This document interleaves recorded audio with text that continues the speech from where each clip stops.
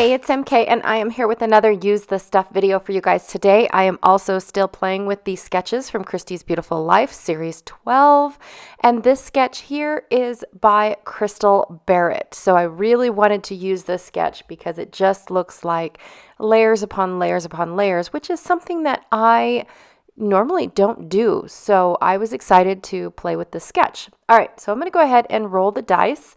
I rolled a 1 and a 4. Now, the wood veneer, I already pulled out a piece of wood veneer to be on this layout, so I'm going to go ahead and pull it out. I was checking to see if I had another piece, but this was it. I haven't been everywhere, but it's on my list.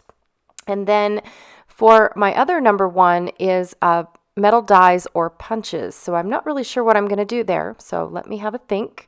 For my color bins, I've already been to my blue bin, which was weird because I wanted to pull out something that would match that embellishment down on the right, lower right. So I went into my blue bin and pulled out all of these tags and tickets and things that I had left over from Creative Memories. What is that one called? Scraptastic Kit Club, not just for boys, and 49 and Market. So I've got lots and lots of little blue things going on here that I definitely wanted to at least try to get on the layout. I won't get everywhere or up. I won't get everything on the layout, but I do have choices. So I've even got a branding strip that's got all those little hearts on it. Just anything that matched that Travel the World adventure little embellishment. Oh, I also pulled out this cloud that a friend gifted to me once she was done using it as a mask. So perfect.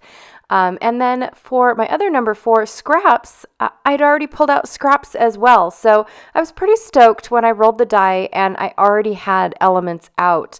So I've got scraps from these Heidi Swap weird pieces of paper.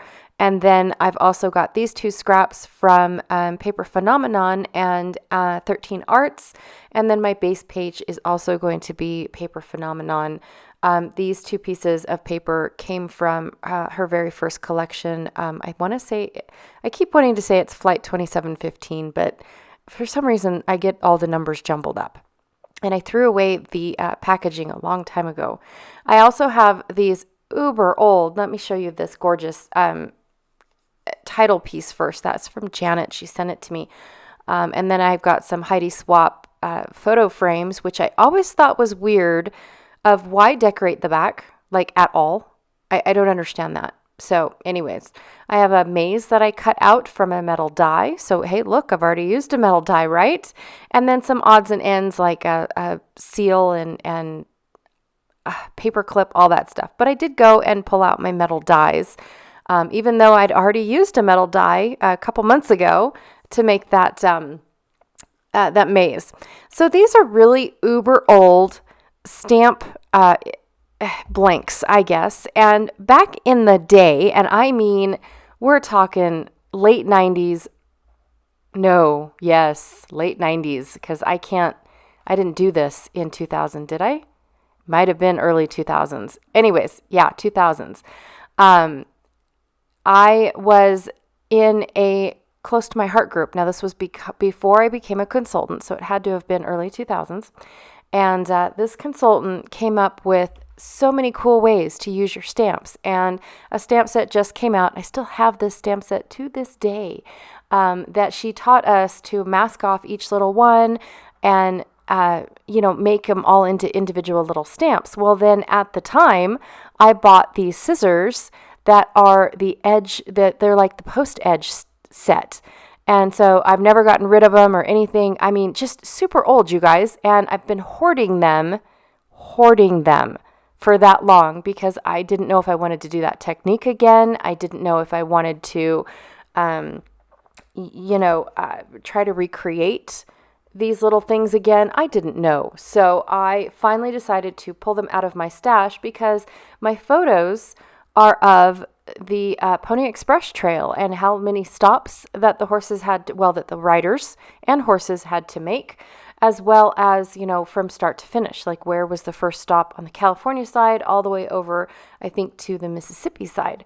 And so, yeah, it was enlightening because I had never known that the Pony Express was that intense. I knew that the riders had to stop for their horses. Sometimes they would stop and just exchange horses and keep going. Sometimes they and their horse would stop and rest, all that stuff. But they strategically placed these stops exactly how far a horse can run within a day or two. I'm not really sure. I can't remember how long it was. I think it was within a day.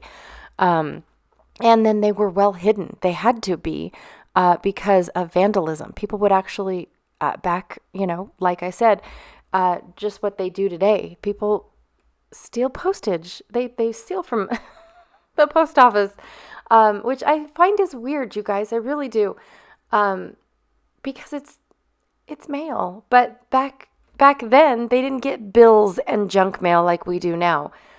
They actually got important stuff. If somebody was going to send a rider out for you, it was very, very, very important. And I just have a hard time concepting that, grasping that concept. So anyways, I am mimicking, excuse me, Crystal's layout to a T. I definitely wanted that diagonal design going on. But I felt like mine needed to go from the upper left to the bottom right. I debated about flipping my page over to where the larger portion was at the bottom, but in the end, it really doesn't matter. This becomes one of those more is more layouts because I just kept adding. I kept finding things that, oh my gosh, this would work, and oh my gosh, this would work. And now that I stopped and I look at it, I'm like, whoa, that's a page. Like, there's a lot of stuff on this page. I used 49 and Market packaging from one of, I think the Everywhere die cut collection. I can't really remember. So I used that as my photo mats. And then I used the Heidi Swap. I think they were supposed to be paper stencils, you guys, to be honest, because they're uber thick. So I used those behind my photos as well as a second layer. And then I'm bringing this piece of paper that I just did not want to waste. I'm sorry. I know you guys, I'm supposed to use the stuff, but this is such gorgeous floral paper. It's just got the right amount of blues on it. It's not girly. It's really not. But it has a tropical feel too. So anyways, I didn't want to do it. So I just added that as another layer, but it's kind of a faux layer because I, just used little bits and pieces of it. And then I'm going to go back through my stamp blanks and cut closer because I really do want them to look like, the stamps, and I really didn't like that large edge. And I'm going to add those as another layer as well. I'm going to scuff up the edges. So I thought the postage stamp, because they're delivering mail, was absolutely a perfect touch as another layer. And I'm looking at crystals, and the ones that I've, all these layers that I've added and added and added. My thing about this is that, like Janet Fritz always preaches that when you do the layers, you're just looking for that color. You don't want anything else. And so she does really teeny tiny close layers, and that's what Crystal's representing as well.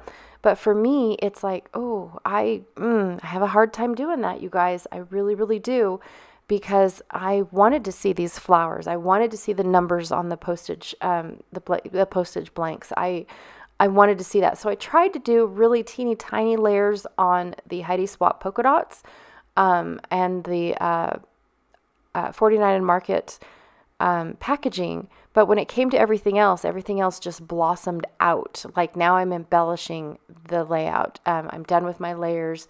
I'm going to use 2 of these frames from Heidi Swap for, just my cluster bases, basically.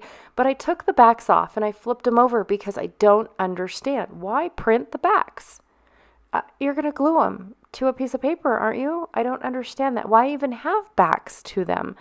I'm just not grasping that concept. And I guess I should have done a little bit of research to find out how she intended them to be used, because I never understood when we get frames like this. I never really do.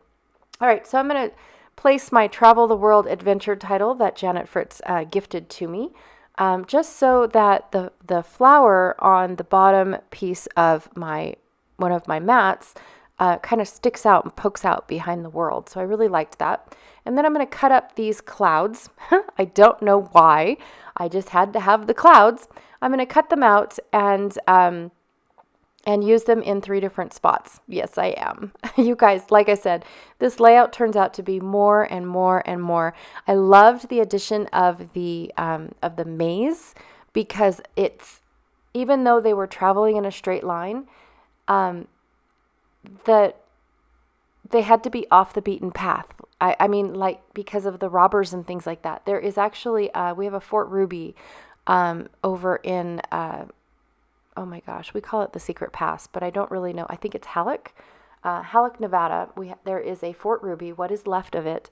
And right before you enter the base, because it was, a military, had to be guarded by military, but it was part of the Pony Express.